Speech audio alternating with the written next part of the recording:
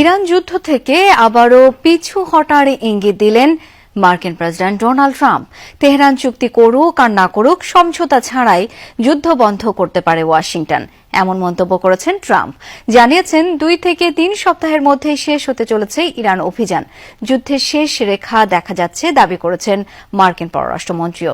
White house জানিয়েছে আজই এই ইস্যুতে গুরুত্বপূর্ণ ঘোষণা দেবেন মার্কিন প্রেসিডেন্ট।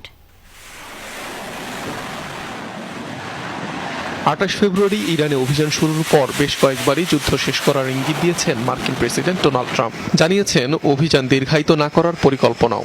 মুখে চাপের কথা স্বীকার না করলেও সময়ে সময়ে ট্রাম্পের অভিব্যক্তিতে চিন্তার ভাঁজ নজরে এসেছে। মঙ্গলবার ট্রুথ সোশ্যালে দেয়া এক পোস্টে হরমুজ প্রণালী বন্ধ রেখেই যুদ্ধ শেষ করার ইঙ্গিত দিয়েছিলেন মার্কিন প্রেসিডেন্ট। পরবর্তীতে সংবাদ সম্মেলনে বললেন, আগামী 2 থেকে 3 সপ্তাহের মধ্যেই শেষ হতে যাচ্ছে ইরানে চলমান সামরিক অভিযান। এক্ষেত্রে ইরানের চুক্তিতে আসার প্রয়োজন নেই বলেও জানান তিনি। আমার মনে হয় 2 থেকে 3 সপ্তাহের মধ্যেই আমরা ইরান ছাড়ব। আমাদের সামরিক অভিযানের প্রধান লক্ষ্য ছিল ইরানের পরমাণু অস্ত্রধারী হওয়ার তৎপরতা ঠেকানো। সেই লক্ষ্য পূরণ হয়েছে। আমরা কাজটা শেষ করছি। হয়তো আর 2 সপ্তাহ বা তার চেয়ে 2-1 দিন বেশি সময় লাগতে পারে। শিগগিরই ইরান যুদ্ধের অবসান হবে এমন বার্তা দেন মার্কিন পররাষ্ট্রমন্ত্রীও। ফক্স নিউজকে দেয়া এক সাক্ষাৎকারে তিনি দাবি করেন যুদ্ধের শেষ দেখতে পাচ্ছে যুক্তরাষ্ট্র।